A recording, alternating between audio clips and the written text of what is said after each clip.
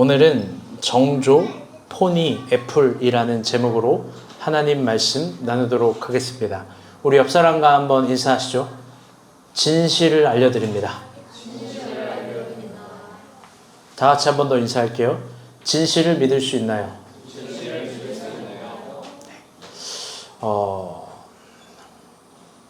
6월 생명이 토해내는 열기들이 시간의 모든 자리에서 피어나오게 하시는 하나님의 주권들이 오늘 우리 가운데도 임하길 안녕으로 인사합니다. 오늘은 덥지만 이번 주는 장마가 시작됐습니다. 본격적인 장마가 시작되면서 여러 가지 풍경들이 다시 이루어지고 있습니다. 인천 일부 지역에서만 해도 엊그저께 140mm의 비로 도로와 주택이 침수되었습니다. 서울 전역의 29곳에서는 하천 출입 금지가 내렸습니다. 비만 오면 삶의 터전이 무너지는 이들이 있습니다. 어떤 분들은 정권이 바뀌어서 특별히 행정정권이라 하여 이번 여름만큼은 다를 거라는 기대감이 있는 것 같습니다. 그럴 수도 있고 그렇지 않을 수도 있겠죠. 그러나 소설 대지의 저자인 펄 버그의 고백처럼 하늘과 땅의 주인은 바뀌지 않습니다. 이번 주 우리가 본 교회가 섬기는 몇몇 지방의 목사님들과 통화를 하였습니다. 항상 여름이 시작될 때마다 그분들과 통화를 합니다. 그분들은 장마철만 되면 항상 같은 고민을 합니다. 자기 지역이 지방이라서 홍수가 나진 않는지, 범람하진 않는지, 농작물 피해는 없는지, 이 단순한 고백을 수십 년 동안 여름만 되면 하는 겁니다. 그리고 그들은 6월과 또 6월 후반만 되면 마음을 저미겨 살아가고 있는 거죠. 이번 주 우연히 인스타에서 어떤 교회에서 하는 광고를 보게 되었습니다. 여름철 장마엔 땡땡땡 교회 워터파크 조라고 하면서 영상도 나오고 카드 뉴스도 나옵니다. 아마 서울에 있는 대부분의 교회들의 여름 풍경은 오로지 놀이와 휴식만을 생각할 겁니다. 어쩔 수 없습니다. 그런데 감히 소원하고 도전하고 선언하는 건 우리 상상해본 어린이들은 크면 여름 수련회만 하지 않을 겁니다. 여름이라서 놀 수 없고 더 힘들어하는 분들 곁에서 다양한 세계들, 내가 가진 풍경이 전부가 아니라 또 다른 것들이 있다는 걸 보여줄 거고 체험하게 할 겁니다. 그래서 더 우리 아이들이 큰 사람이 되게 하려고 합니다. 아주 다양한 걸 실험시키고 증목하려 합니다. 그래서 반드시 우리 아이들은 진안에 있는 개복숭아를 꼭 따게 하고 거기에 텃밭까지 가급적 구매하기도 하여서 아이들과 농장이라는 것 그리고 또 그곳의 풍경이라는 걸 경험해보는 소망을 갖게 됩니다.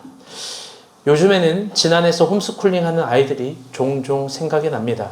그래서 그런지 저는 진심으로 최인성 목사님을 사랑하고 존경합니다. 저는 그분에 비하면 신발끈 매기도 부족한 사람입니다. 이스라엘과 이란의 전쟁이 한 주 동안 고조되었습니다. 미국의 자극적인 발언은 모두를 불안해하기도 했습니다. 그런데 또 동시에 모두에게 희망 같은 걸 주기도 했죠. 이번 주에 형주가 결혼해였고 지난주에 또 신혼여행을 잘 다녀왔습니다. 우리 박수로 한번 환영하죠. 얼굴이 헬스케진 건지 피곤해 보이네요. 우리 전 세계를 위해서 항상 기도하고 관심 갖는 우리가 본 교회가 됐으면 좋겠습니다. 아멘. 이번 주 큐티도 역대 상이었습니다. 다들 어떠셨는지요? 이번 주 본문은 다윗의 성전 건축 준비였습니다. 대부분 큰 교회에서 오신 분들은 이 본문 말씀을 한 번 혹은 두 번쯤은 깊게 들어봤을 겁니다. 그런데 사실 이 성전 건축 준비, 다윗이 이야기하는 이것들은 오늘 본문에 있는 이 한 구절로만 절대로 이해할 수 없습니다. 사실 다윗의 성전 건축 준비를 생각할 때 우리가 고민해야 될 건 한 가지입니다. 그건 뭐냐면 그는 왜 전성기도 아니고 노년에 그는 노년에 왜 성전 건축을 준비하게 되었을까? 왜 생각하게 되었을까? 라는 점입니다. 이 지점을 고민해야 오늘 다윗이 무엇을 준비했는지 어떤 마음으로 성전 건축을 생각했는지를 알게 됩니다. 우리 본문 1절 보도록 하겠습니다. 시작. 다윗이 이르되 이는 여호와 하나님의 성전이요 이는 이스라엘의 건드려야 하였더라. 아멘. 본문을 보게 되면 지금 다윗의 저 고백은 어떤 깨달음의 통각 속에서 시작된 이야기입니다. 그래서 그는 명료하게 이렇게 이야기합니다. 이는 여호와의 성전이요 이는 이스라엘의 번제단이라. 사실 히브리 문법적으로도 생각할 것이 상당히 많습니다. 그건 어떤 지점을 향해서 이미 지어지지 않은 상태를 완성된 상태 동사로 표현합니다. 여호와의 성전이고 이는 이스라엘의 번제단이다.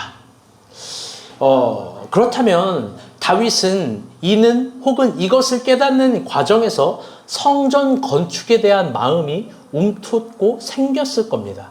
그렇다면 그가 깨달은 이는 혹은 이것은 여러분 이게 뭘까요? 이건 우리 토요일 큐티를 봐야 됩니다. 우리 21장 27절부터 30절 말씀 한번 봅시다. 시작. 여호와께서 천사를 명령하심에 그가 칼을 펼치게 꽂았더라. 이때 다윗이 여호와께서 여부스 사람 오르날의 타작 마당에서 응답하심을 보고 거기서 제사를 드렸으니 옛적에 모세가 광야에서 지은 여호와의 성막과 번제단이 그때 기브 산당에 있었으나 다윗이 여호와의 천사의 칼을 두려워하여 감히 그 앞에 가서 하나님께 묻지 못하더라. 아멘. 우리 토요일 큐티인데요. 오늘 일요일 큐티는 사실 공간의 연속성에 있습니다. 그건 뭐냐면 결론적으로 말하면 오르난 타작 마당 거기에 다윗이 있는 겁니다. 그 오르난 타작 마당의 그 시간과 공간에서 지금 다윗은 어떤 충격적인 깨달음 아니 어떤 실존과의 만남을 갖고 저 고백을 하는 겁니다. 오르나 타작 마당으로부터 이는 하나님의 성전이요 이는 하나님의 번제단이다. 이는 이스라엘의 번제단이다. 그럼 우리 한번 또 하나를 깊게 고민해 봐야 됩니다. 그렇다면 왜 다윗은 오르난 타작 마당에 있는 걸까? 한 나라의 왕이 다윗 성을 거의 전성기 이후로 떠나지 않았는데 그는 왜 오르난 타작마다 꽤 먼 거리까지 가서 그 지점에 있는 걸까? 이걸 여기까지 사실 유추하고 고민해 봐야 다윗의 성전 건축을 이해할 수 있습니다. 우리 금요일 큐티입니다. 21장 1절입니다. 시작. 사탄이 일어나 이스라엘을 대적하고 다윗을 충동하여 이스라엘을 예수하게 하더라. 아멘. 다윗은 노년에요. 갑자기 이스라엘 사람 중에 칼을 뺄 수 있는 사람, 전쟁을 할 수 있는 사람이 몇 명인지 궁금해합니다. 그리고 그 사람을 숫자로 세라고 합니다. 이 본문을 지금 시간 관계상 다 설명할 수 없지만 아주 아름다운 이야기가 있죠. 다윗이 그렇게 할 때 태어나서 처음으로 요압이라는 장군이 다윗을 말립니다. 그렇게 하는 게 당신이 따랐던 하나님의 뜻이 아닌 것 같습니다.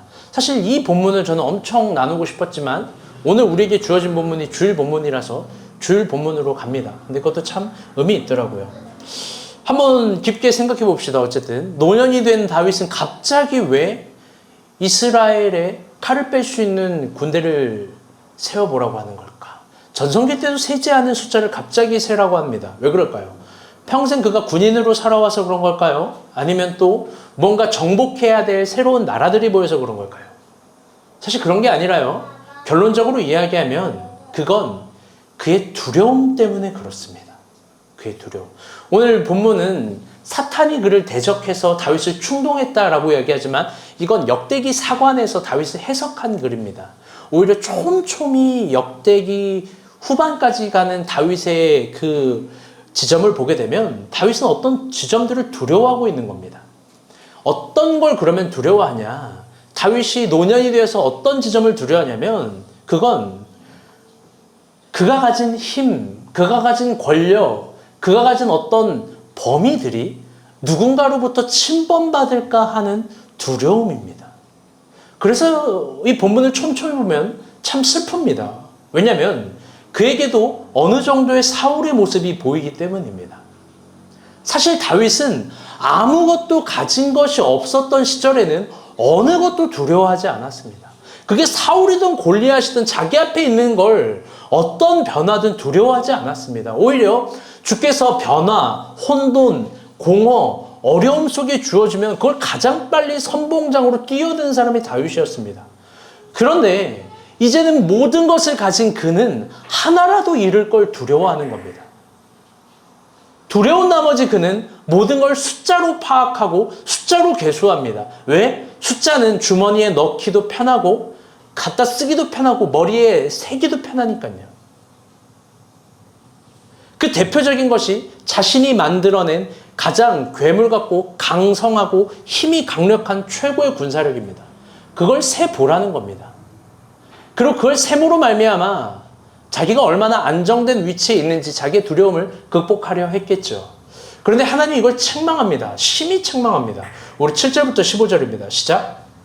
하나님이 이를 악하게 여기사 이스라엘을 치심에 이에 여호와께서 이스라엘 백성에게 전염병을 내리심에 이스라엘 백성 중에서 죽은 자가 7만 명이었더라. 하나님이 예루살렘을 멸하려 천사를 보내셨더니 천사가 멸하려 할 때에 여호와께서 보시고 이 죄악 내림을 비우시사 멸하는 천사에게 이르시되 조카다 이 중에는 내 손을 뻗으라 하시니 그때 여호와의 천사가 여부스 사람 오르난 타작마당에 선지라. 아멘. 그날 다윗의 이 범죄로 말미암아 이스라엘의 전염병으로 7만 명이 죽습니다. 깊게 생각해 봅시다. 그날 이스라엘에 무덤 7만 개가 생긴 겁니다. 그날 이스라엘의 곡소리는 하늘에 사무쳤을 겁니다. 여러분 곡소리 들어보셨나요? 한 명의 죽음도 슬픈데 7만 명이 죽었을 때 그 곡소리. 여러분 그건요 헤아릴 수 없는 소리입니다.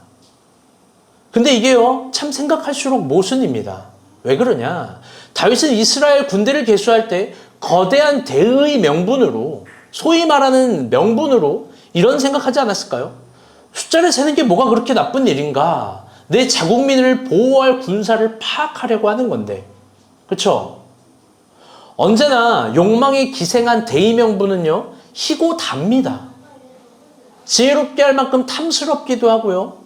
그걸 먹으면 뭔가 눈이 떠지고 될 것 같습니다. 대의 명분은 그래서요 어떤 의미에서 가장 비겁한 말이에요. 결론적으로 그는 단 한 명의 이스라엘 백성들도 지키지 못하고 오히려 그의 결정으로 말미암아 이스라엘에 한 번도 7만 명이 죽은 적이 없었는데 이날 7만 명이 죽어버립니다. 이게 모순이에요. 이게 하나님 앞에서 참 무서운 겁니다. 여러분 잊지 마세요. 하나님을 무시한 어떤 결정들은 종종 파국과 파멸로 번역돼서 자기를 찌르는 거예요. 대의 명분으로 하나님을 사용할 때 하나님은 그걸 거절하시는 분이에요. 사실 더 충격적인 것이 있습니다. 우리 27절부터 30절 봅시다. 시작. 여호와께서 천사를 명령하시매 그가 달을 펼치되 꺼졌더라. 이에 다윗이 여호와께서 여부스 사람 오르난의 타작마당에서 응답하심을 보고 거기서 제사를 드렸으니 다윗이 여호와의 천사의 칼을 두려워하여 감히 그 앞에 가서 하나님께 묻지 못하더라. 아멘. 지금 그 장소가 오르난 타작 마당이라고 했잖아요. 거기서요 하나님이 다윗의 눈을 뜨게 합니다. 뭘 뜨게 하냐? 회개하거나 뭐 그런 것들이 아니에요. 그건 이미 애진작에 일어났고 더 중요한 걸 보게 되는데 그건 여호와의 천사가 칼집을 빼서 지금 다윗도 죽이려고 하는 장면이에요. 여러분 이게 다윗에게 매우 충격적이었을 겁니다. 왜요? 다윗은 평소에 그렇게 생각하지 않았을까요? 하나님 나 죽이시겠어? 난 기름 부음 받은 자잖아. 난 사울이 아니잖아. 여러분도 하나님 앞에서 스스로 이런 주문들 외울 때 많잖아요. 나예요 하나님. It's me. 나예요. 나는 은혜 받은 사람이잖아요. It's me 이러면서 별로 대단하지도 않은 내 이름을 하나님 앞에 갖다 대잖아요. 주문처럼. 그런데 본문을 보게 되면요 너무나 무서운 건 뭐냐면 하나님이 다윗도 사울처럼 변질될 수 있음을 보여주는 겁니다. 더 나아가 다윗도 사울처럼 심판의 대상이 될 수 있음을 오늘 본문은 보여주는 거예요. 사울과 다윗과 사울의 공통된 선지자였던 사무엘의 가르침에 비추어 보면, 그 기준에 비추어 보면 다윗이 이스라엘 군대의 숫자를 셌을 때 이미 하나님을 버린 거예요. 이미 하나님을 버린 거예요. 그래서 지금 다윗은 간접적으로 죽음을 경험하는 거예요. 그 장소가 오르난 타작 마당이에요. 그 오르난 타작 마당은 내가 사울이 될 수 있고 내가 하나님 앞에서 심판의 대상이 될 수 있다라는 어마어마무시한 장소인 거예요. 여러분 오늘 본문은 너무 중요합니다. 정말 중요합니다. 한 번 더 깊게 들어오시길 바랍니다. 그런데 또 우리가 이 말씀을 쉽게 볼 땐 그냥 오르난 타작 마당에서 자신을 죽이려는 천사를 직면했기 때문에 다윗이 뭔가 변한 걸로 생각합니다. 그래서 뭐 여호와의 성전 건축을 준비했다라고만 생각해요. 물론 인생이라는 이 여백에는요, 아주 흔한 죽음을 경험할 때 나오는, 죽음을 간접적으로 경험할 때 나오는 모멘텀들이 있습니다. 그 어떤 것들이 있을까요? 죽음을 간접적으로 경험할 때 인생에 흔히 나오는 모멘텀이 있어요. 그걸 엘리자베스 퀴블러스는 인생 수업이라는 책을 통해서 5가지 키워드로 정리해버려요. 사랑, 인사, 감사, 후회, 용서. 이 모든 것들은 조용하고 내면적이며 상실의 수업 같은 것들이에요. 인간의 죽음을 간접적으로 경험할 때 다 이제 허무하고서 이 5가지 감정만 막 올라오는 겁니다. 그런데 한번 물어봅시다. 지금 다윗이 그런 오르난 타작 마당에서 이 정도 죽음을 간접적으로 경험했기 때문에 이 정도 인생의 모멘텀적인 것들로 여호와의 성전을 그가 노년에 계획한 걸까?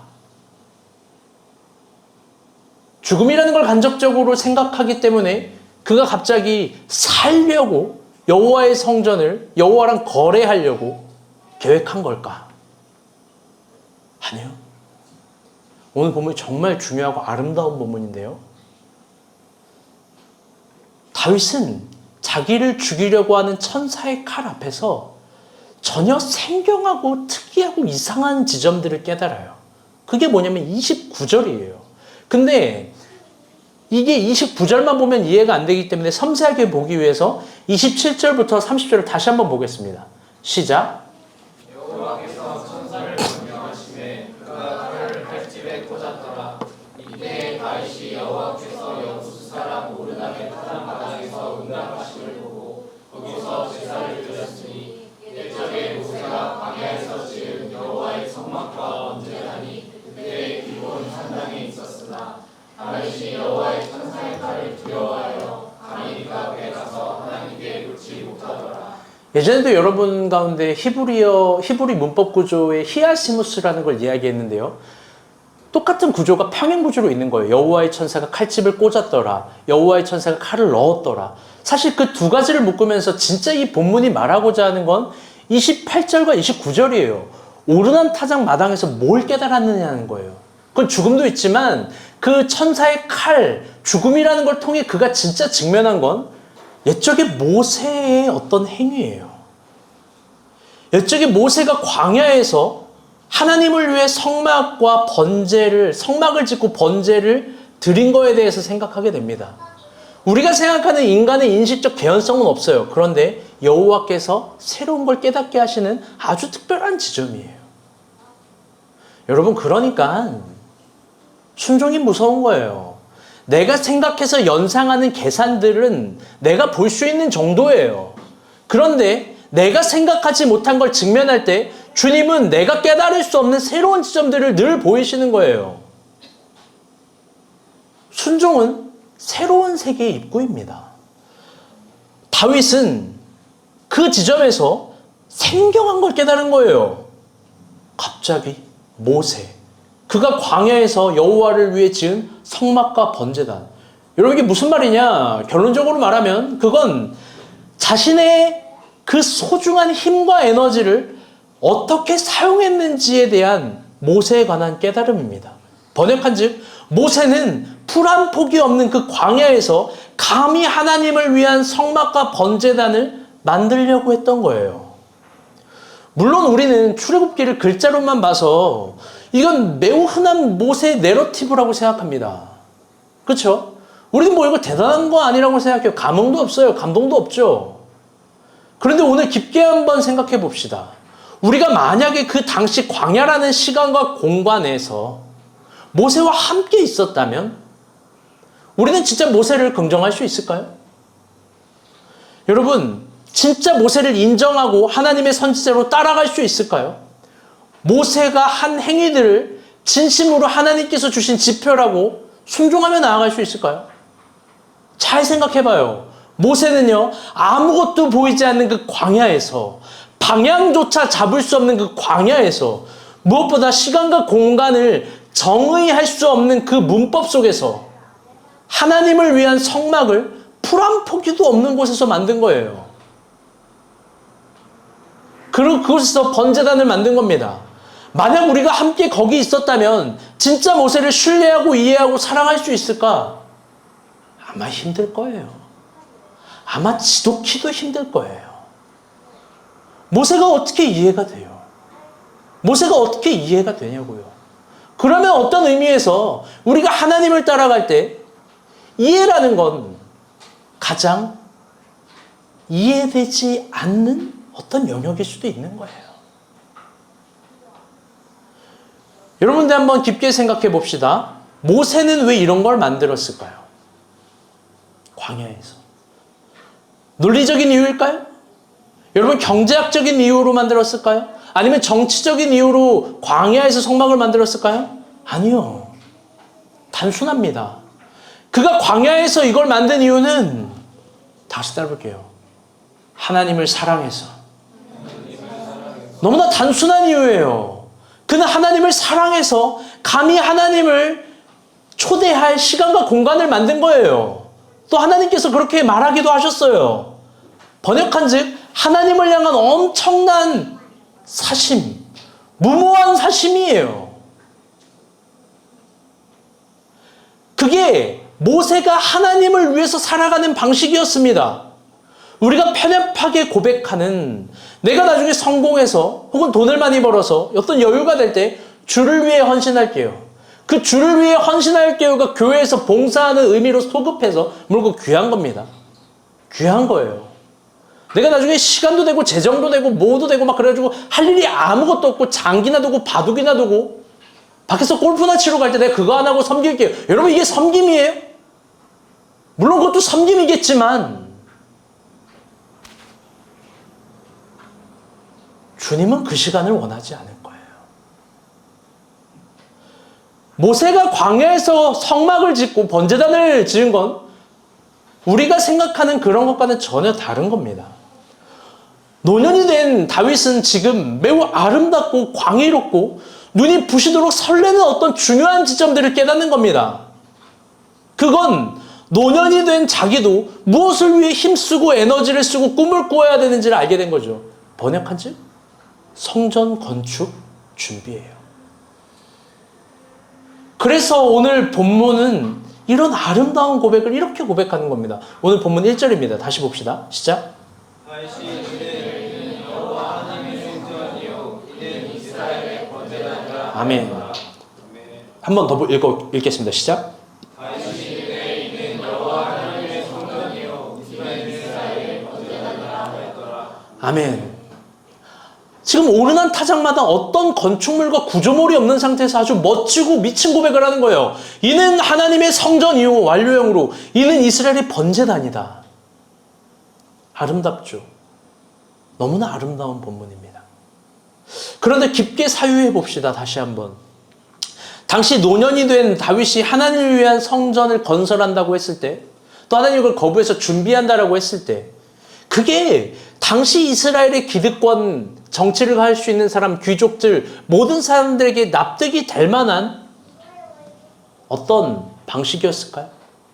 그 방식이 모두에게 동의를 받을 수 있었을까? 심지어 그는 이후 성전이 완공되는 것을 보지도 못하고 죽게 됩니다. 다윗은.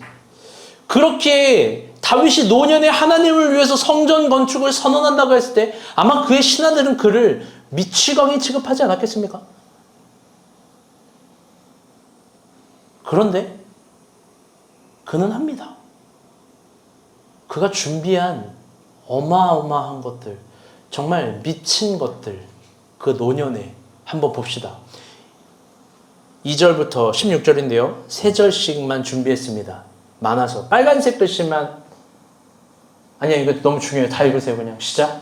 다윗이 명령하여 이스라엘 땅에 거류하는 이방 사람을 모으고 석수를 시켜 하나님의 성전을 건축할 돌을 가득게 하고 다윗이 또 문장목과 거멜못에 쓸 철을 많이 준비하고 또 궤를 달 수 없을 만큼 실이 많은 롯을 준비하고 또 백향목을 두수히 준비하였으니 이는 시돈 사람과 드롯 사람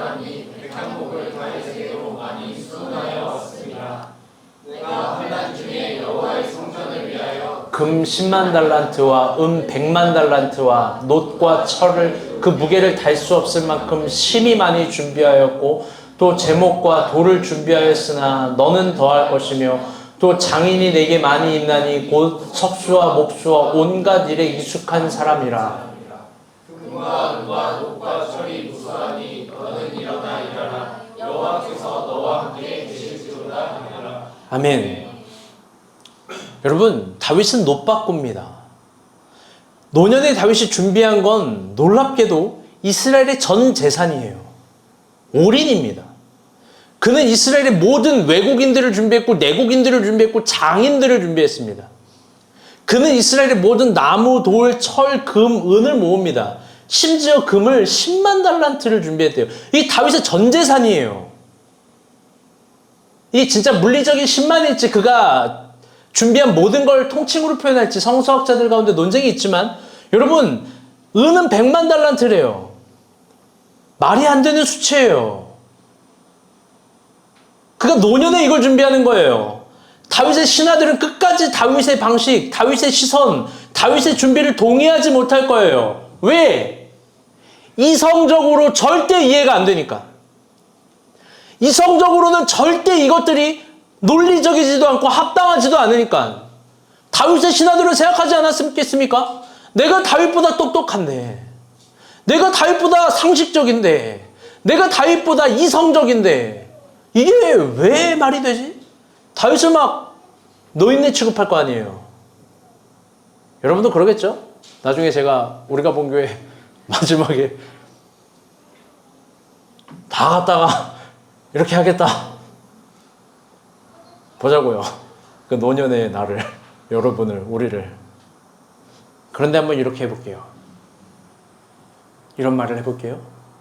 여러분, 저를 주목해 주세요. 만약 이게 하나님 앞에서 지극히 사적인 감정이라면, 하나님 앞에서 사심이라면, 여러분 이건 너무나 이해가 될 거예요. 너무나. 여러분 오늘 한번 물어봅니다. 진지하게 물어봅니다. 여러분은 하나님을 위해서 살아갈 수 있습니까? 더 나아가 여러분이 젊은 날 그 준비하는 모든 것들이 하나님 나라를 건설할 수 있다고 믿습니까? 무엇보다 가장 중요한 질문을 드려볼게요. 들어보세요. 상식적인 내가 이해되지 않는 그 방식, 성실한 내가 동의할 수 없는 그 낭비, 똑똑한 나라면 절대로 결정하지 않을 것 같은 그 결정들이 하나님 나라를 위한 진실된 문법이라면 여러분 그거 인정하고 따라가고 긍정할 수 있어요? 제가 최근에 2년 동안 읽은 책 중에 가장 좋은 책이라고 여겨지는 3권을 가지고 왔습니다. 어떤 책이냐면요. 첫 번째 책은 정조평전이에요. 시간이 되는 사람은 없으니 시간을 내서라도 한번 읽어보세요. 정조평전. 정조는 조선왕조 500년 역사 속에서 저는 개인적으로는 세종보다 더 똑똑하고 지혜롭고 선왕이라고 평가하고 싶습니다. 그가 치세했던 25년 1776년부터 1800년도까지는 조선이 가장 부유하고 행복하고 조선이라는 백성들이 가장 죽음이 없고 배불렀던 시대라고 모든 사학자들이 기록합니다. 더 나아가 정치적인 통합도 이룬 시간입니다. 정조는 많은 업적을 이루었고 저는 개인적으로 세종보다 더 많은 업적을 이루었다고 생각하는데요. 그가 많은 걸 이룬 걸 일일이 이 설교 시간에 얘기할 수 없습니다. 그런데 그의 시작은 어땠냐? 매우 어려웠습니다. 영조와 해경궁 씨의 둘째로 태어난 그는 정치적인 완벽한 갈라짐 속에서 시작됐고요. 수많은 위기의 어려움 속에 있었던 조선, 그걸 물려받은 거예요. 영조는 알죠? 조선에서 가장 오래 치세한 왕이에요. 그리고 그의 첫 번째 아들은 뒤주에서 죽었어요. 얼마나 영조가 무서웠겠어요. 그런데 한번 질문해 볼게요. 그 정조라는 사람은 그 많은 것들을 어떻게 이루고 어떻게 그 많은 것들 속에서 이룬 걸 넘어서 모든 백성들이 체감할 정도로 행복하게 해놨을까? 두 번째는요, 제가 3주 전 설교에도 인용한 이 폰이라는 책이에요. 이 책은요, 정주영 회장이 왜 자동차라는 꿈을 도무지 포기를 못하고 무엇을 준비했고 어떻게 시작했는지에 대해서 아주 상세하게 적혀 있는 책이에요. 에디터 형식으로 적어놨어요. 그가 어떤 위기와 한계와 어려움 속에 있는지를 아주 고스란히 보여줘요. 무엇보다 그가 자동차 사업을 해야 되는데 국내에서 마주한 상대는 이병철과 이건희예요. 당시 정주영 회장은 그들과 대결하면서 이병철 회장이 생각지도 못한 방식으로 어떻게 압도했는지를 보여주는 책이 이 폰이에요. 정주영 회장 역시 역대 현대라는 기업의 CEO, 어떤 CEO를 갖다 대도 이만큼 많은 걸 이룬 사람은 없어요. 여러분 질문해 봅시다. 그는 어떻게 이 모든 것들을 가능하게 했을까요? 세 번째 책은 스티브 잡스 평전이에요. 이것도 제가 2년 동안 읽은 책 중에 2년 내에 읽은 책 중에 가장 의미 있는 책이었어요. 그가 애플이라는 회사를 어떻게 세웠고 쫓겨났고 또 어떻게 다시 쫓겨났던 회사에서 CEO가 됐는지, 여기엔 그가 이룬 수많은 것들, 그가 생각한 수많은 방식들, 아무것도 없는데 어떻게 마이크로소프트 회사를 비웃을 수 있었고 결국 애플에 따라올 수밖에 없게 확신했었는지, 여러분 그런 게 나와 있어요. 그는 어떻게 한 사람이 이렇게 많은 걸 이루고 이 모든 것들을 가능하게 했을까? 이 모든 것들을. 여러분 이게 오늘 설교 제목이잖아요. 정조, 포니, 애플. 정조와 정주영 회장과 스티브 잡스의 공통점이 있습니다. 가운데다 J가 들어가네. 정조, 정주영 회장, 스티브 잡스. 주영, 지원, 정현미. 미안해요. 천천히 한번 표현해 볼게요. 그들의 공통점에 대해서. 그들은요, 자기 일을 너무 사랑해서, 잘 들어봐요, 상당히 무리했고 무모했고 무한했어요. 제이가 전윤도 들어가네. 그들은요, 상당히 무리했고 무모했고 무한했어요. 자기 일을 사랑하는 거에 대한 긍지가 있었어요. 그게 전부예요. 그들은 놀지 않았고 자기 관리를 못했고 균형 있는 삶이라는 건 살지 못했고 건강이 망가졌고 매번 피곤했고 매번 사람들에게 배신당했어요. 그게 전부예요. 이제 한번 중요한 이야기를 해볼게요. 그렇다면 젊은 세대들에게, 그러니까 우리 정도 나이 되는 사람들에게, 또 대학을 준비하는, 대학의 가운데 있는 사람들에게, 취업을 하는 사람들에게 정말 중요하게 알려야 될 진실의 가르침 하나예요. 그건 뭐냐? 자기 일을 너무 사랑해서 놀지 말고 연구하고 시도하고 애쓰고 무리하고 무모하고 무한하라. 촌티나게 그리고 싼티나게 매우 싸구려처럼 표현해 봅니다. 번역한즉 여러분, 이런 방식이 소위 말하는 성공하는 사람들의 위대한 진실이에요. 그런데 대부분의 대학에서, 기업에서, 선배들이 인스타에서 이런 거 안 가르쳐요. 뭘 가르치냐? 젊음을 즐겨. 균형 잡힌 삶을 살아가. 여행가, 놀아, 퇴근해, 인생을 즐겨, 칼퇴. 막 이런 걸 가르쳐요. 성공할 수 있는 진실을 가르치지 않아요. 사자가 될 수 있는 사람들을 맹꽁이가 되게 합니다. 성취하고 장악하고 한계를 이기는 기쁨에 대해서 알려주지 않아요. 칼퇴해야만, 쉬어야만, 놀아야만, 늦잠을 자야만, 막 그래야만 기쁘다라고 막 알려주는 것 같아요. 진실을 알려주지 않아요. 다들 멍청이가 되게 하는 거예요. 멍청이가.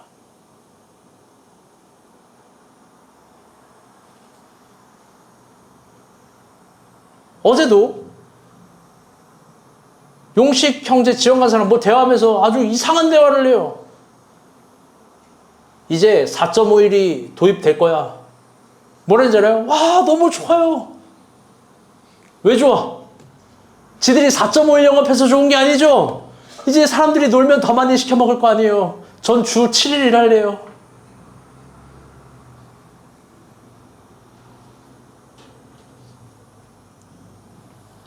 저는 본문에 노년의 다윗을 준비하면서 깊게 생각해 보게 되었습니다. 나는 여러분에게 뭘 알려주고 있는 걸까? 기독교는 가르침의 종교인데 여러분에게 뭘 알려주고 있는 걸까? 맹꽁이 같은 신앙생활을 알려주는 걸까? 아니면 사자가 될 수 있는 방법을 알려주는 걸까? 더 나아가 나는 진정 여러분에게 성서가 말하는 위대한 진실에 대해서 알려줄 수 있는 걸까? 번역하면 노년의 다윗이 눈뜬 하나님을 위한 삶에 대해서 가르칠 수 있는가? 여러분, 성경에서 말하는 진실이 뭘까요? 여러분, 이 성전 건축에서 말하는 진실이 뭐예요? 막 성전을 건축하면 막 다 잘 된다는 거예요? 여러분, 참된 진실은 이거예요. 다윗은 하나님을 향한 엄청난 사심이 있었고 무모한 감정이 있었고 무리한 도전들이 있었다는 거예요. 여러분, 이게 성경이 말하는 다윗을 증거하는 참된 증거예요. 여러분, 그 진실을 잘 봐요. 다윗은 언제나 하나님을 향해서 무리하고 무모한 시도를 했어요. 소년이 골리앗과 싸울 수 있다고 행동한 거잖아요. 여러분, 본인은 고작 2세의 아들이에요. 본인은 양을 치는 목동이에요. 그런데 당시 왕이었었던 사울보다 내가 대단할 수 있어. 내가 그 자리 갈 수 있겠는데를 확신한 사람이에요. 하나님을 향한 놀라운 사심이 있었어요. 그에게 있는 건 아둘람 굴에 300명, 환난당한 자, 원통한 자, 빚진 자, 도적들 막 이런 300명밖에 없었는데 그는 심지어 도망자였는데 공식적인 정식적인 모든 라이센스는 다 행정처분을 당해버렸는데 그는 확신했어요. 내가 이스라엘의 왕이 될 수 있어. 하나님이 허락하시면 될 수 있어. 이게 어설픈 긍정의 힘으로 뇌를 세뇌시킨 것이 아니라 하나님이 함께 하시면, 하나님이 은혜를 주시면 하나님의 은혜에 대한 어마어마한 신뢰감이 있었던 거예요. 무모한 신뢰감. 더 나아가 자기가 왕이 되면 이스라엘 최고 될 거야. 내가 주변 국가 다 평정할 수 있어. 그걸 확신했던 사람이에요. 심지어 지금 노년이 된 다윗은 하나님을 위해서 성전을 건축하겠다고 그 노인네가 쌩 난리 법석을 떠는 게 여러분 이 본문 아닙니까? 이번에도 그는 하나님을 섬기는 무모한 사적인 감정이 있어요. 여러분, 이게 다윗의 평생이고 이게 성경에서 말하는 진실이에요. 잘 봐요. 난 이 본문을 보면서 소름이 돋은 게 뭐냐면요, 그는 지금도 모세를 이기려고 하잖아요. 모세가 광야에서 성막을 지었어? 난 이스라엘에서 내가 만든 모든 자원, 재원, 인력, 전 재산 다 동원해서 성전 지을 거야. 난 모세 이길 거야.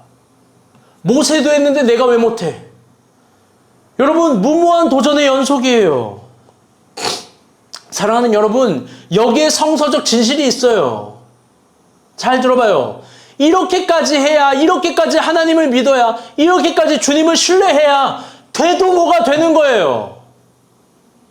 번역한 즉, 하나님을 향한 엄청난 사심과 사랑과 도전하는 방법들이에요. 하나님 앞에 쓰임받기를 진심으로 갈구하고 희망하는 방식들이에요. 여러분, 그게 없으면 뭐도 안 되고 아무것도 안 돼요.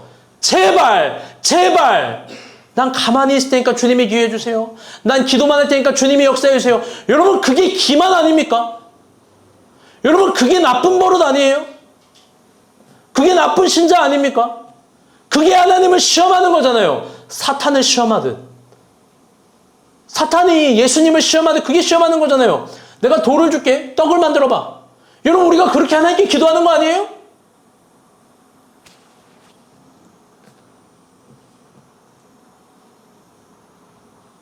결국 은혜를 줘도 아무것도 안 할 거면 왜 은혜를 구하는 거예요? 뻔해요. 늘 우울해하고 핑계대고 조금만 안 되면 자빠지고 사내, 중내, 만에. 여러분, 다 자빠져요. 다 힘들어요. 다 어려워요. 결과로 모든 걸 해석하는 게 아니에요. 과정은 누구나 힘든 거예요. 과정은. 늘 조금 된 사람을 보면서 그 사람은 되겠지라고 해석하지 마요. 그 사람도 상당히 괴로운 하루하루를 보내고 있는 중이니까. 신앙 안에서. 저는 오늘 사랑하는 우리가 본 교회 여러분들에게 진지하게 묻습니다. 여러분 신앙생활 말고 신앙을 넘어선 진지한 하나님을 향한 사심이 있습니까? 여러분 진짜 사적인 감정이 있어요, 하나님에게? 사실 하나님을 사랑한다고 하면서 다들 아까워만 하고 있는 거 아니에요? 건강도 아깝고 체력도 아깝고 시간도 아깝고 물질도 아깝고 다 아까워요. 여러분 근데 사심 있는 사람들은 그러지 않아요. 하나님 앞에서 언제나 무리하려고 하고 무모하려고 하고 무한하려고 해요. 왜? 그게 하나님을 섬기는 방식이니까. 여러분 하나님 섬기는 방식을 뭐 예배 시간 10분 전에 와서 예배 잘 드리고 평일에 아무것도 하지도 않고 막 새벽 예배 막 하고 새벽 예배 뭐 까는 거 아니죠. 하고 뭐 한 11시 12시까지 자고 난 그런 권사님들 많이 봤어요. 그걸 흉보는 건 아니에요. 그럴 수 있죠. 건강상 컨디션상 그럴 수 있어요.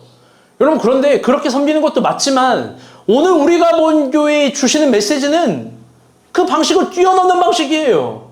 하나님을 섬기는 방식은 진심으로 나에게 주어진 걸 사랑하는 방식이에요. 여러분 어떤 방식으로 하나님을 믿어요? 어떤 방식으로 하나님을 믿는 걸 꿈꿔요? 우리가 의뢰 좋아하는 방식 이러한 거 아닙니까? 아무것도 무리하지 않는 나를 위로해 주시는 하나님. 그래.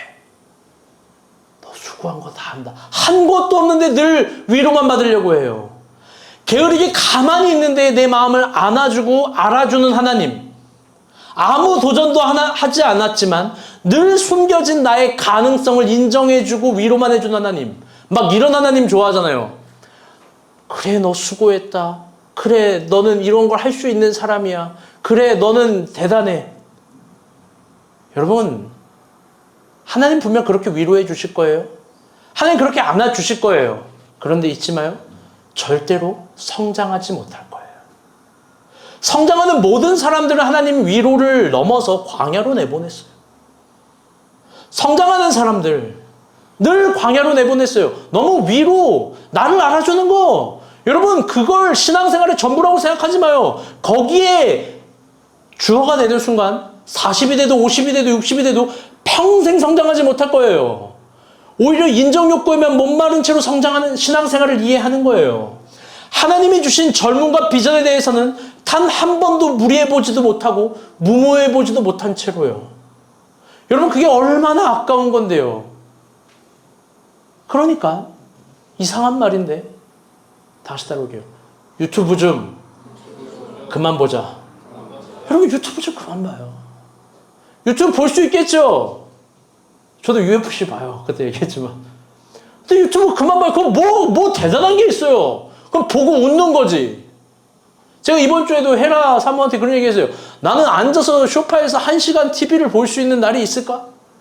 근데 20대 때부터 지금까지 한 번도 소파에 앉아서 TV를 1시간을 본 적이 없어요. 무슨 뭐 스스로 뭘 얘기하는 게 아니라 그럴 틈이 어디 있어요. 그럴 틈이.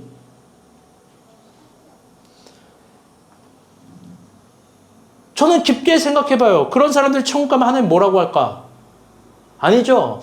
하나님은 아무 말도 하지 말아야 돼요. 그런 분들에게. 왜? 하나님은요, 자신의 모든 우울감, 외로움, 어려움, 그리고 아무것도 하지 않는 자신의 가능성에 대해서 늘 위로해만 줘야 되니까. 천국 가면 위로의 천국을 기대해요.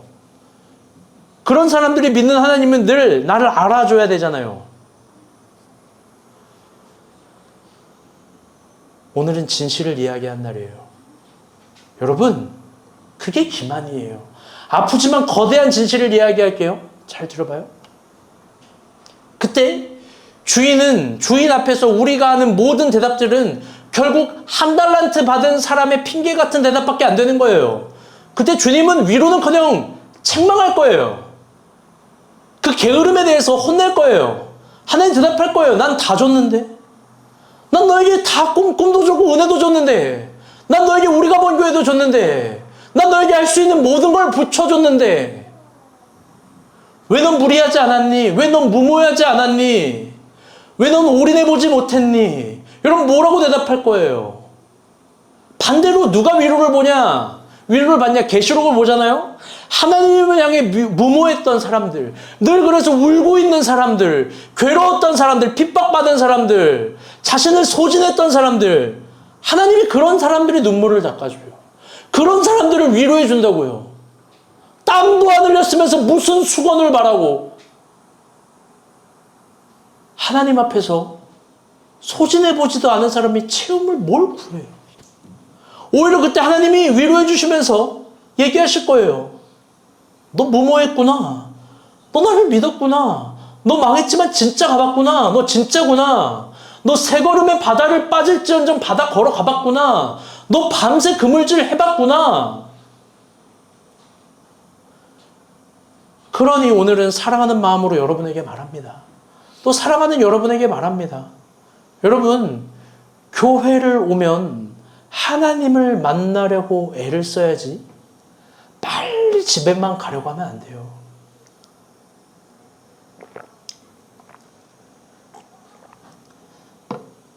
하나님을 이 시간 어떻게든지 만나려고 해야지. 하나님 뜻을 깨닫고 변하려고만 해야지. 빨리 집에 가려고 하고 사람들에게 위로만 받으려고 하고. 여러분 그거 안 돼요. 그 기능을 무시하는 건 아니지만 그건 신앙생활의 부재고 소소한 기능이에요. 부록의 기능이에요. 우리가 나중에는 그러지 않겠지만 지금은 적어도 이게 주제가 아니에요. 그러니 여러분 그 소소한 부분을 신앙생활의 본질이자 전부라고 생각하지 마세요.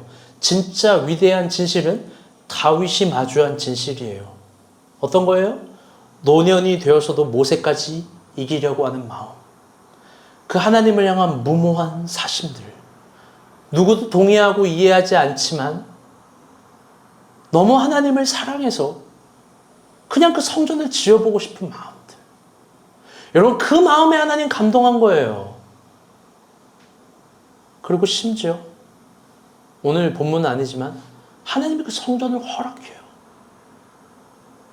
그래서 솔로몬이 짓고 이스라엘 백성들이 거기로 응집되고 고대 근동을 장악하고 평정해 버려요.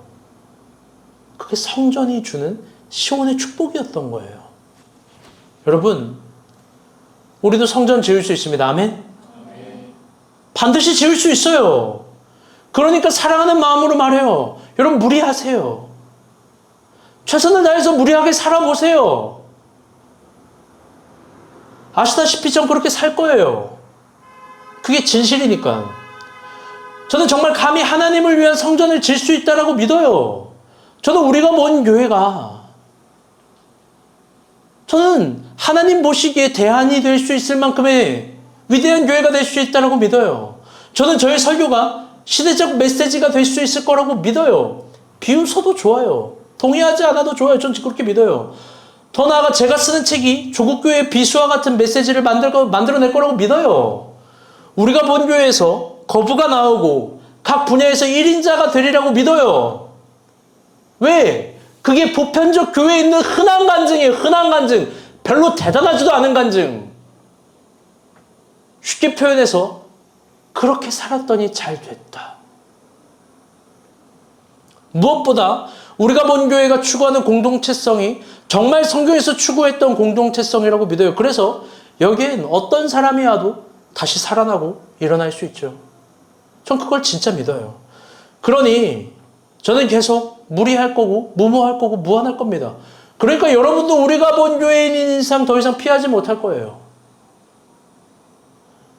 여러분 어설프고 대충 살기엔 하나님 은혜도 크고 우리가 본 교회도 너무 위대합니다. 아멘.